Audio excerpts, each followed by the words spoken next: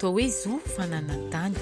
Ny zo fananantany dia zo feno manamarina fa tompon-tany ara-dalàna ny olona iray ary ahafahany mampiasa ny taniny, mioty ny vokatry ny tany, mivarotra na mangataka antoka amin'ny tany. Profo ara-dalàna manamarina ny fananantany. Izo fananantany io dia mitombona sy voaharo rehefa manana taratasy ara-dalàna ny tompon-tany amin'ny alalan'ny fanana-boky tany na titra, na ihany koa amin'ny alalan'ny fananana kara-tany izay misoratra amin'ny anarany.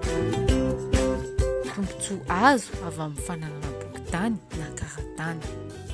Ny fananana titra na ny kara-tany dia ahafahana miaro ny zo fananana ny tany ary ahafahana manao asa maro toy ny vokatra, antoka, fanolorana, fifanakalozana ary fandovana.